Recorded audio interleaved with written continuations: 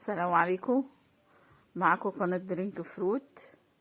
اللي أول مرة بيشوفنا لايك للفيديو، اشتراك للقناة، وفعلوا زر الجرس عشان يوصل لكم كل جديد. هقدم لكم النهاردة إن شاء الله مشروب اسمه بقى مشروب السعادة. السعادة بكل معنى كلمة السعادة بصراحة، في منتهى الجمال.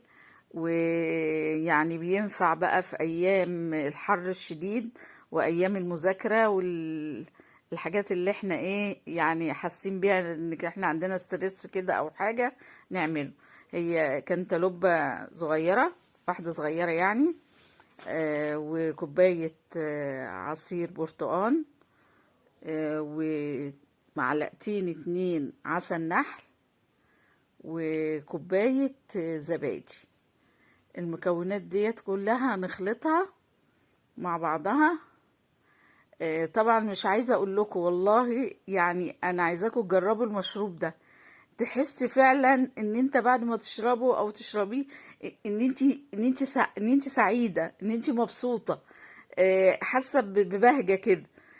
فطبعا هو مغذي جدا للأطفال، ومغذي برضو للشباب اللي بيروحوا الجيم، وجميل بصراحة.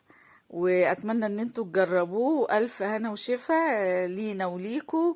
وإن شاء الله استنوني في فيديو جديد بإذن الله. والسلام عليكم ورحمة الله.